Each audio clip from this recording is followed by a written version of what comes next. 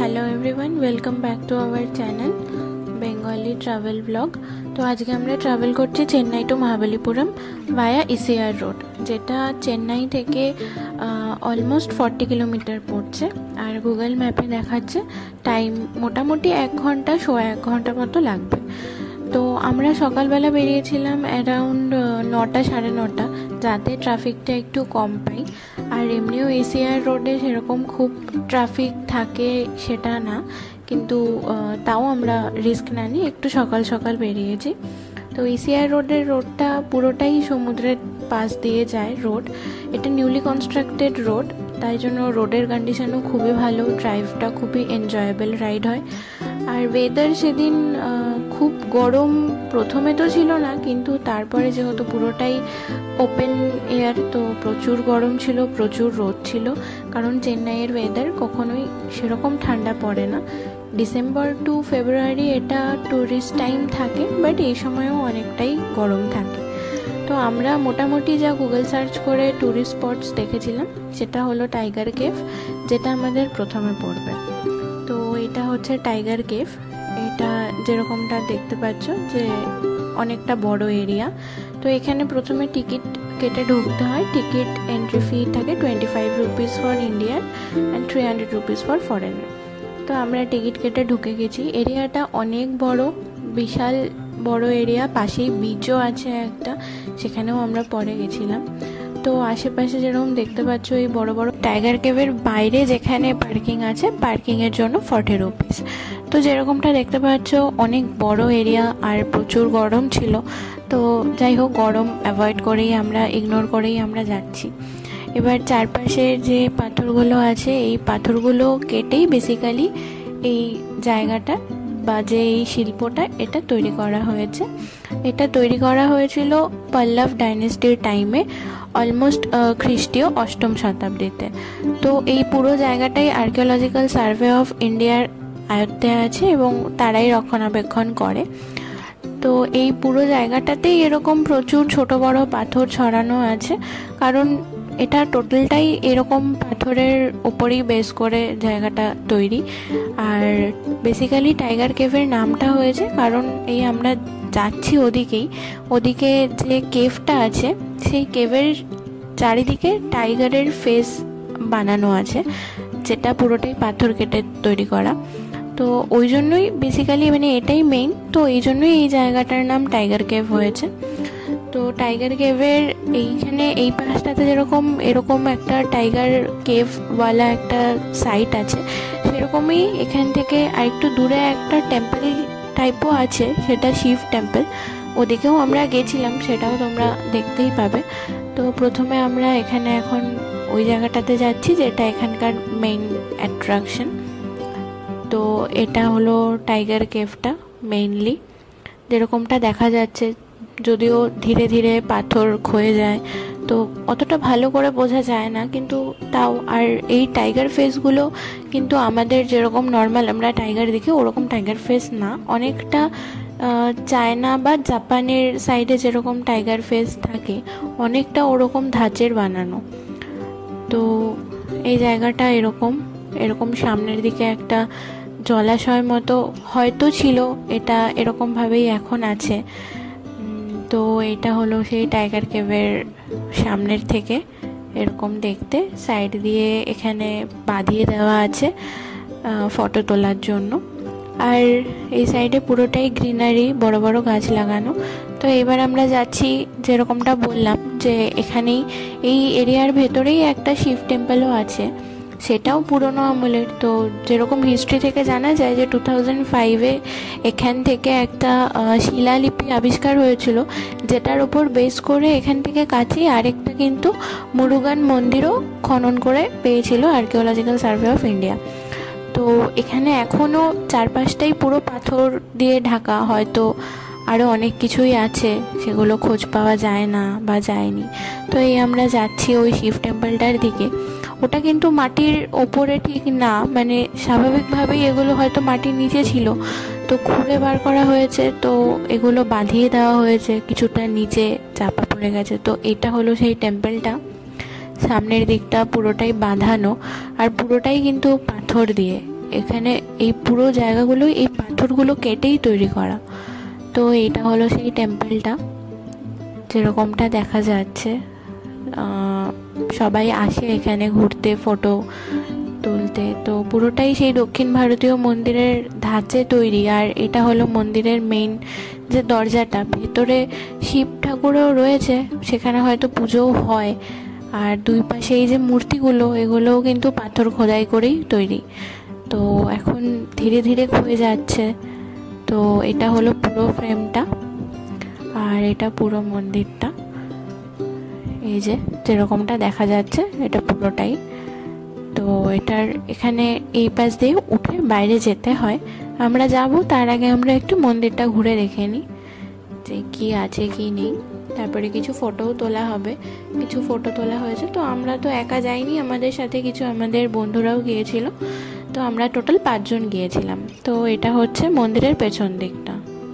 তো একটু মন্দিরটা ঘুরে দেখে নিই যে কি আছে কি নেই।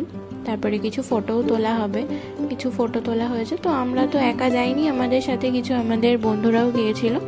তো আমরা টোটাল 5 জন গিয়েছিলাম। তো এটা হচ্ছে মন্দিরের পেছন দিকটা।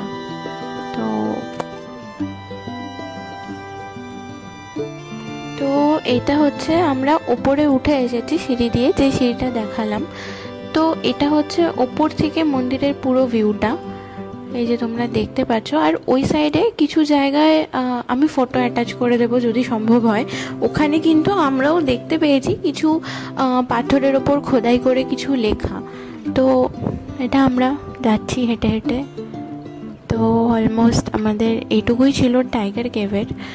তো ভালো, খুবই সুন্দর জায়গাটা, পুরোটাই হিস্টোরিক। আর যেরকমটা প্রথমেই বললাম, টাইগার কেভের পাশেই কিন্তু একটা বিচও আছে। তো এটা হচ্ছে সেই বিচটা, বিচের রাস্তাটা ওইখানেই আছে গেট একটা, সেই গেটের মধ্যে দিয়ে সোজা এলেই বিচ পড়ে। এটা কিন্তু একদমই ফাঁকা বিচ, ক্লিন বিচ, সেরকম খুব ভিড় হয় বা সেরকম না, যার জন্য খুবই পিসফুল, খুবই ভালো। কেউ যদি চান করতে চায় তো সেখানেও সেটাও সম্ভব। তো ওখানে কিছু দোকানও আছে আশেপাশে। আমরা যখন ঢুকছিলাম তখন ছিল কিছু বাচ্চাদের কিছু দোলনা, চড়ার, খেলার, ট্রাম্পোলিন এইসব ছিল। তো এটাই টাইগার কেভের বিচ, যেরকমটা দেখছো। পুরোটাই খুব শান্ত, খুব সুন্দর পরিবেশ। তো অবশ্যই যদি চেন্নাই মহাবলীপুরম আসো তো তাহলে একবার টাইগার কেভ অবশ্যই দেখে যাবে। তো এবারে আমরা যাচ্ছি টাইগার কেভের থেকে সোর টেম্পলের দিকে, যেটা কিন্তু মহাবলীপুরমের মেইন জায়গা, যেখানে সবাই অবশ্যই আসে। তো আমরা যেরকম বলছিলাম, মহাবলীপুরম এন্ট্রি কিন্তু একটা আলাদা ফি রয়েছে, এখানকার গ্রাম পঞ্চায়েত থেকে সেটা তোলা হয়। 75 রুপিস করে নেয়, আর সেটার জন্য একটা রসিদও দেয়।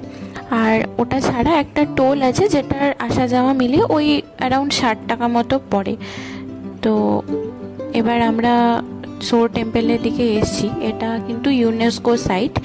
তো এখানেরও সেম এন্ট্রি ফি রয়েছে। এন্ট্রি ফি আছে ইন্ডিয়ান সিটিজেনের 40 রুপিস আর আদার্সদের 600। তো এখানে কিন্তু এই টিকিটটা শুধুমাত্র সোর টেম্পলের জন্য নয়, এটা 3টে জায়গাকে কভার করে। একটা হলো এই সোর টেম্পল, একটা বাটার বল, আর একটা পঞ্চরথ। তো বাটার বলটা আমরা যাইনি, আমাদের কাছে সময় ছিল না যাবার মতো। তো আমরা সোর টেম্পল আর পঞ্চরথ এই দুটো কভার করেছিলাম। তো ওটা ছিল এখানকার ম্যাপ, তোমরা চাইলে ওখানে পজ করে দেখে নিতে পারো ম্যাপটা। তো যেরকমটা এখানে এটাও কিন্তু সেই পল্লব ডাইনেস্টির টাইমেই বানানো, আর এটাও সেই ওই একই টাইমে বানানো। তো এটা এখন ইউনেস্কো সাইট হয়ে গিয়েছে, আর এই এরিয়াটাও অনেকটাই বড়। এবার এখানে যেরকমটা দেখতে পাচ্ছ সোর টেম্পলের হিস্ট্রি, তোমরা চাইলে এখানে পজ করে পড়ে নিতে পারো। আর আমরা এরপর এগিয়ে যাব। এখানে সবটাই লেখা আছে কি থেকে তৈরি হয়েছে কি না। তো আমরা যতটুকু জেনেছি যে এখানে কিন্তু মার্কো পোলো আর তার পরবর্তী সময়ে যারা এসেছিল, যারা বিজনেস করতে আসতো, তারা এখানে এই সাইটটিকে 7 প্যাগোডা বলতো। তো 7 প্যাগোডার মধ্যে এটাকে একটা ওয়ান অফ প্যাগোডা ধরা হয়, বাট বাকিগুলো পাওয়া যায়নি বা হয়তো সেগুলো ধ্বংস হয়ে গিয়েছে। তো এটা এই সময় ওই সময় এটা যারা সেলাররা যারা আসতো, যারা বিজনেস করতে আসতো, অ্যাজ ইউজুয়ালি তারা তখন তো এতটা ভালো পরিষেবা তো ছিল না, তো তারা তো সমুদ্র জাহাজ হয়েই আসতো। তো তাদের কাছেও এই জায়গাটা কিন্তু একটা ল্যান্ডমার্ক মতো ছিল। তো এটা যেহেতু একটা প্যাগোডার মতো দেখতে, তো তাই জন্যই এটাকে একটা মানে 7 প্যাগোডার মধ্যে 1 অফ প্যাগোডা বলা হয়। তো এটা তৈরি হয়েছিল সেই সেমই ওই রাজা নরসিংহ বর্মনের দিয়ে শুরু হয়েছিল। এটা 7ম শতাব্দীর মাঝামাঝি। তো এটাও ওরকমই কিন্তু পাথর কেটে পুরোটা বানানো হয়েছে। তো এই এরিয়াটাও ভীষণই সুন্দর, চারপাশটাও গ্রিনারি আছে। তো ওই দূরে মন্দির দেখতে পাচ্ছ। এটারও কিন্তু মন্দিরে ঢোকার যে রাস্তাটা দিয়ে এই যেটা দিয়ে আমরা যাচ্ছি, এটা ওই যে দূরে যে ব্যারিকেড করা জায়গাগুলো দেখা যাচ্ছে, ওটার ওই পাশে কিন্তু সমুদ্রই আছে। তো আমরা যাব, আমরা দেখব সেই জায়গাটাও। তো আমরা এই রাস্তা ধরে এগোচ্ছি, আর এটা সেই সমুদ্রের সাইডটা। তো আমরা এখানে হেঁটে হেঁটে যেরকম যাচ্ছি, আর যেরকমটা বললাম যে পাশেই সমুদ্র আছে, তো এটা কিন্তু করমণ্ডল উপকূল। তো এই আমরা যাচ্ছি, এই রাস্তাগুলো পুরোটাই এগুলো ইউনেস্কো সাইট। এই যে আমরা যাচ্ছি, যে এই পাশে ওই পাশের যে বিচটা, ওই পাশে কিন্তু যাওয়া যায়। আর এই যে সামনে যে পাথরগুলো দেখতে পাচ্ছ, আমরা পরে দেখেছিলাম ওটার সামনের দিকে কিন্তু দরজার মতো ছিল। তো হয়তো ওটা কোনো ছোট মন্দির বা ওরকম টাইপের কিছু, সেখানে আমরা যাইনি, যাওয়া হয়ে ওঠেনি। আর আমার মনে হয় না যে ওই মন্দিরগুলোর ভেতরে ঢোকাটা সম্ভব। কিন্তু ওই বড় পাথরটার ওখানে একটা দরজা রয়েছে, আর ওখানে সম্ভবত ভেতরে কোনো মন্দির আছে। তো এই বিচটাও সম্ভবত এটা মহাবলীপুরম বিচ, বাট আমরা ওই পাশে নামিনি। এই পাশে কিন্তু রেলিংয়ের সাইড দিয়ে অনেক হকাররা থাকে। তোমরা চাইলে ওখানে শসা, ফ্রুটস, ম্যাঙ্গো এইসব পাওয়া যায়। তো জলের বোতল এইসবও পাওয়া যায়, তোমরা চাইলে ওখান থেকে নিতেই পারো। ওদেরকে ক্যাম্পাসে অ্যালাউ করে না, বাট ওরা বিচের সাইড থেকে বিক্রি করে। তো এই আমরা মন্দিরের মেইন চত্বরে যাচ্ছি। তো এটা কিন্তু যেরকমটা আগেই বললাম যে এটাও কিন্তু পল্লব ডাইনেস্টির টাইমেই বানানো। আর এটা কিন্তু অ্যাকর্ডিং টু রিসার্চ এটা মনে করা হয় যে ইউরোপদের ডায়েরিতে যে 7 প্যাগোডার মেনশন রয়েছে, তো এটা কিন্তু তাদের মধ্যেই 1 অফ প্যাগোডা বলে মনে করা হয়। তো এবার আসি কিছুটা হিস্ট্রিতে।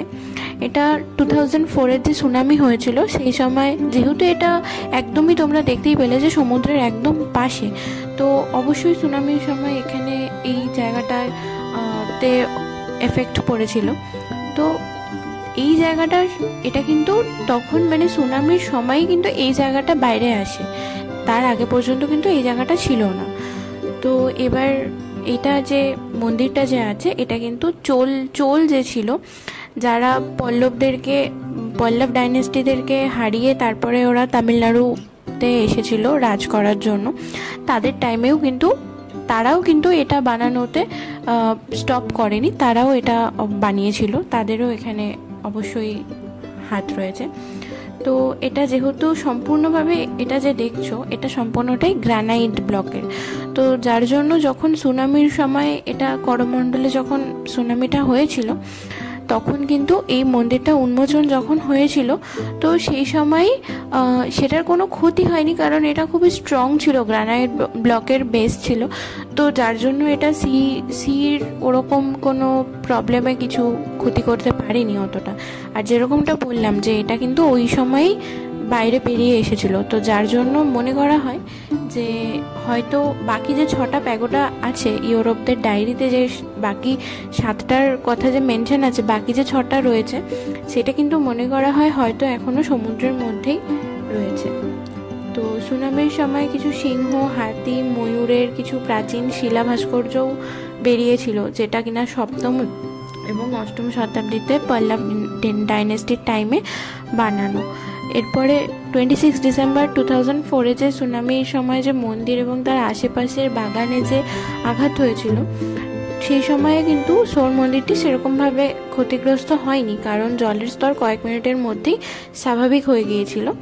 কিন্তু ক্ষতি হয়েছিল মন্দিরের সামনে থাকা যে বলিদানের যে বেদি ছিল, যেখানে বলি হতো সেটা, তারপর বোট জেটির দিকে যাওয়ার যে সিঁড়ি সেগুলো, শোর মন্দিরের বেসমেন্টে পশু রাখা হতো, সেখানে কিছু ছোট মন্দির ছিল, সেগুলো কিন্তু যথেষ্টই ক্ষতি হয়েছিল এবং সেগুলো এখন দেখাও যায় না, হয়তো সেগুলো ধ্বংসও হয়ে গেছে। তো যেরকমটা বললাম যেহেতু এটার ভিতটা অনেক শক্ত গ্রানাইট পাথরের ওপর, তো এগুলো সমুদ্রের যে সুনামির সময় যে বড় বড় ঢেউগুলো তৈরি হয় সেগুলো কিন্তু এরা আটকাতে পারে, তো যার জন্য সেরকম করে কোনো ক্ষতিও হয় না। এবং অবশ্যই উল্লেখ্য যে ছোট শিব মন্দির যেটা সুনামির সময় ধ্বংস হয়ে গিয়েছে, সেই ছোট শিব মন্দিরের স্ল্যাবের মধ্যে কিন্তু দুটো শিলালিপি আবিষ্কার হয়েছিল, যেটার মধ্যে 3টে মন্দিরের উল্লেখ ছিল, যেটা একটার নাম ক্ষত্রিয় সিংহ পল্লবেশ্বর গৃহম, একটা রাজসিংহ পল্লবেশ্বর গৃহম এবং আরেকটা পল্লী কোন্দারুলিয়া দেবার।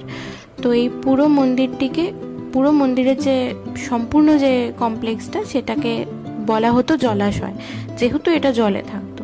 তো এটাই এখানে মানে মেইনলি নিশ্চিত করে বলে যে বিষ্ণু মন্দির যেটা আছে সেই বিষ্ণু মন্দিরটা কিন্তু এখানে খনন করা প্রথম মন্দির। আর বিষ্ণু মন্দিরের শিলালিপিতে এটাকে নরপতি সিংহ পল্লব বিষ্ণুগৃহ হিসেবে উল্লেখ করা হয়। তো এটা হচ্ছে সেই সোর টেম্পল যেটার হিস্ট্রি বললাম। এটা আমরা একটু ভেতরে ঢুকছি, যেরকমটা দেখতে পাচ্ছ খুবই মানে একটা পাথর কেটে কিন্তু সম্পূর্ণটা বানানো। তো অবশ্যই কতটা পরিশ্রম আর কতটা মানে শক্তি থাকতে হয় যে এরকম পাথর কেটে, তাও গ্রানাইট পাথরের মতো পাথর কেটে এগুলো বানানো। আর ভেতরে কিন্তু মূর্তিও আছে। তো ভেতর অবধি আমরা আর ঢুকিনি, আমরা বাইরেটাই ঘুরছিলাম। এরকম মন্দিরের গায়ে, মন্দিরের দেওয়ালে এরকম সবখানেই এরকম প্রচুর মানে পাথর কেটে কেটে সব মূর্তি বানানো, যেগুলো আবহাওয়ার কারণে, বাইরে থাকার কারণে কিন্তু অতটা স্পষ্ট না মন্দিরের মূর্তিগুলো, কিন্তু বোঝা যায়। এখানেও আছে, এই যেগুলো বললাম সেটাই এখানে লেখা আছে, তোমরা চাইলে পজ করে দেখে নিতে পারো।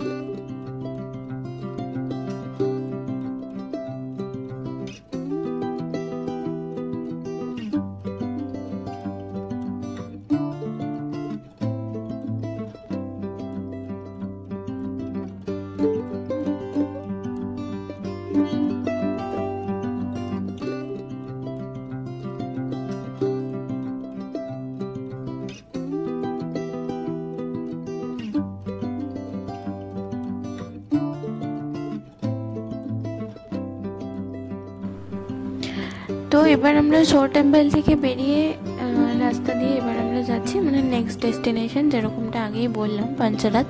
তবে যেহেতু দুপুরবেলার টাইম হয়ে গিয়েছিল, তো আমরা ডিসাইড করি যে আমরা পাঞ্চারাতের আশেপাশেই কোথাও একটা খেয়ে নেব, তো তারপরে আমরা পাঞ্চারাত যাব। আর এই যে দেখছো রাস্তার পাশে এই বড় বড় মূর্তিগুলো, এগুলো কিন্তু সবই পাথরের মূর্তি।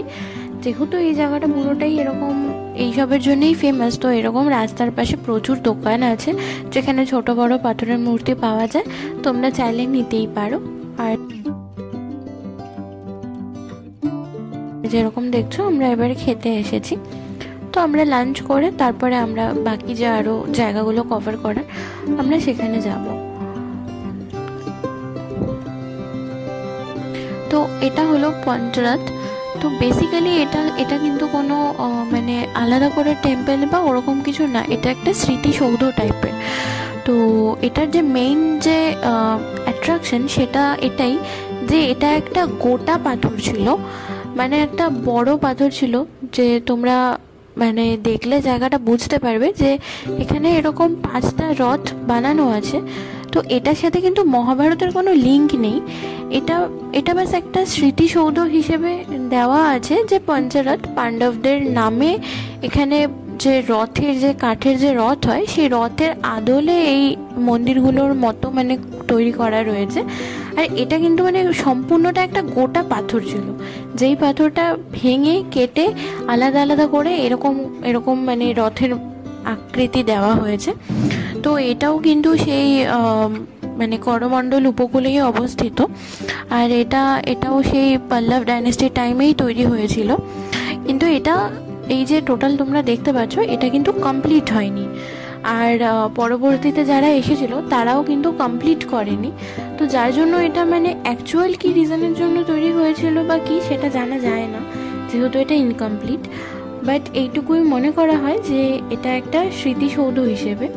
এখানে আলাদা আলাদা 5টা রাত আছে। এই প্রথমটা এটা হলো দ্রৌপদী রাত, এই যেটা দেখতে পাচ্ছ এই মূর্তিগুলো, এগুলো কিন্তু সবটা একটা গোটা পাথর ছিল, যেগুলো কেটে ভেঙে এরকম মন্দিরের মতো বানানো রয়েছে। এটা হচ্ছে ভেতরটা, এটা দ্রৌপদী রথের ভেতর।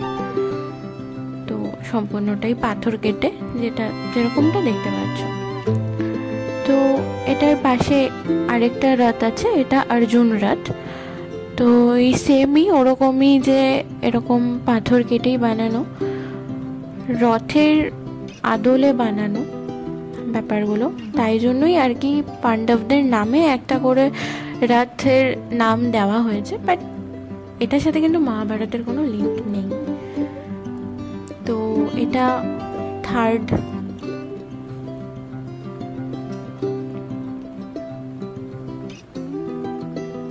এটা সবচেয়ে বড় ছিল এই রথটা, এটা থার্ড রথ, এটা হলো ভীম রথ। তো এখানে অনেকটাই বড় ছিল, আর এটাই মানে বাকি যে 4টে রয়েছে 4টের মধ্যে এটা সব থেকে সুন্দর কারুকার্যটাও ছিল, আর সবচেয়ে বড়ও ছিল, যার জন্য এখানে ভিড়টা কিন্তু একটু বেশিই ছিল ফটো তোলার জন্যে।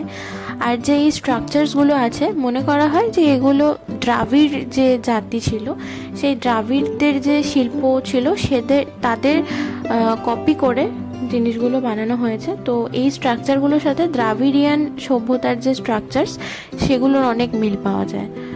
তো এইখানে যেরকমটা দেখতে পাচ্ছ যে ঢোকার মুখে কিন্তু এগুলো কিন্তু এগুলো সিংহের মুখ। তো এরকমই মানে প্রচুর খোদাই করা আছে, সিংহের মুখ, হাতি, ময়ূর, এরকম প্রচুর খোদাই করে বানানো রয়েছে। এই ভীম রথের সামনের দিকে 4টে থামেই সিংহের মুখ আছে। তো এটা ভীম রথ। এই যে পাথরগুলো দেখছো এগুলো কিন্তু আগে পুরোটাই একটা গোটা পাথর ছিল, যেগুলো কেটে এটা বানানো হয়েছে।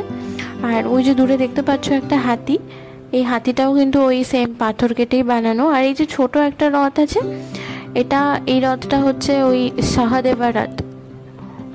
তো ওটা একটু ছোট, ওটা ইনকমপ্লিট অবস্থাতেই রয়ে গেছে, ওটা পুরোপুরি বানানোও হয়নি। তো ওটা ওরকমই আছে, তাই জন্যই একটু সাইডের দিকে আছে হয়তো। আর এই যে এইটা আছে, এটা ধর্মরাজা রথ। তো এটাও সেরকম বড় না, বা ওঠার মতো জায়গাও নেই এটাতে, এটা হয়তো বানানো সম্পূর্ণ হয়নি। তো এটা বাইরে থেকেই মানে যেটুকু দেখা যায়, ভেতরে কিছু আলাদা করে তৈরি করা নেই। তো বাইরে থেকে মানে এটা সম্পূর্ণটাই একটাই পাথরে, মানে মেইন যেটা অ্যাট্রাকশন সেটা হলো এটাই যে এগুলো পুরোটাই যে চূড়াগুলো যদি মন্দিরে দেখো ওখানে কিন্তু প্রচুর কারুকার্য করা আছে, প্রচুর ছোট ছোট মূর্তি পাথর কেটে বানানো আছে, যেগুলো বানানো মানে পাথরগুলো খুবই শক্ত। এগুলো কিন্তু সবই সেই গ্রানাইট পাথরের মতোই।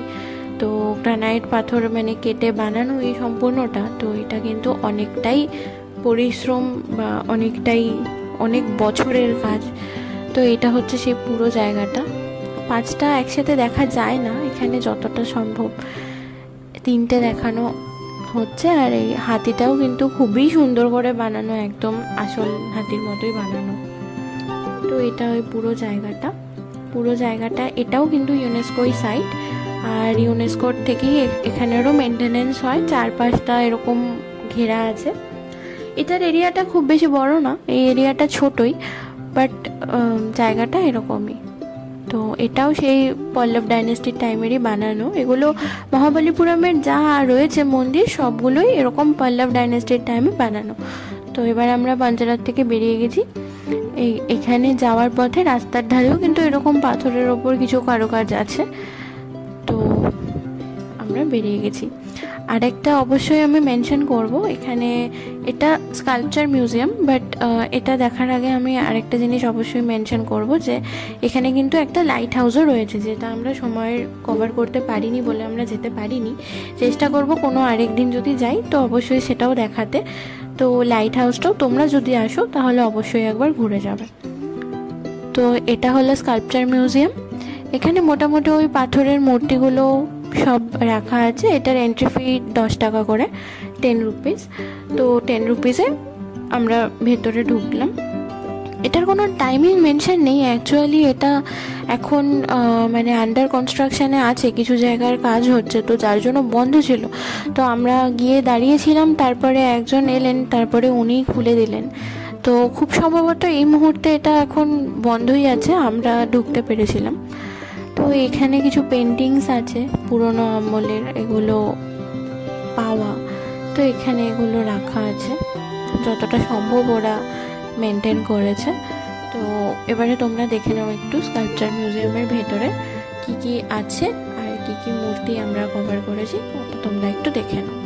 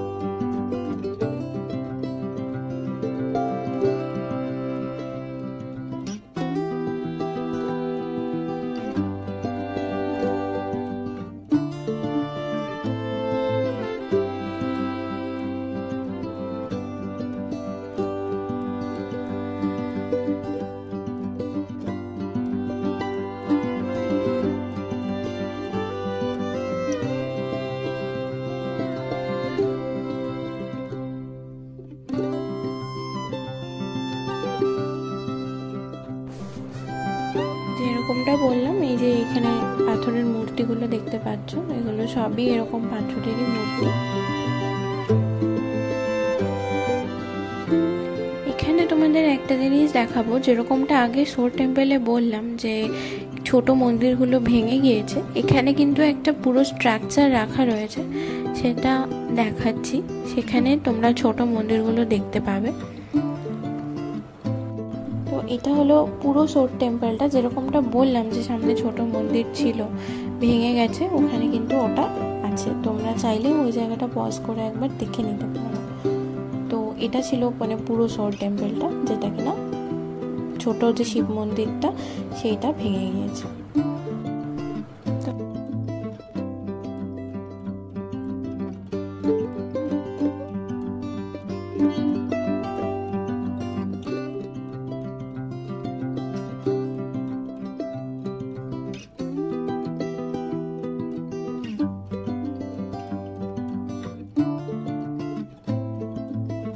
আমরা বেরিয়ে গেছি স্কাল্পচার মিউজিয়াম থেকে। তো আমাদের পুরো দিনটা আমরা যখন বেরোই তখন 5:30 সোয়া 5টা বেজে গিয়েছিল। আর এটা ঢোকার সময় দেখানো হয়নি, এটা কিন্তু এখানের এন্ট্রি গেটে এরকম একটা স্ট্রাকচার করা আছে। তো অলরেডি 5টা সোয়া 5টা বেজে গিয়েছিল, তাই জন্য আমরা লাইট হাউস এবং আরও একটা বিষ্ণু মন্দিরও রয়েছে, এই দুটো কিন্তু আমরা কভার করতে পারিনি ওই দিন। তো যদি কোনো দিনও আবার আসি তাহলে অবশ্যই ওই দুটো কভার করব। আর বলা হয় যে ওই বিষ্ণু মন্দিরটা নাকি সবচেয়ে পুরনো বিষ্ণু মন্দির, তো অবশ্যই কোনো আরেকদিন আরেকটা ভিডিওতে ওটা নিয়ে আসব। তবে আজকের মতো এইটুকুই, আবার দেখা হবে অন্য কোনো একটা ভিডিওতে অন্য কোনো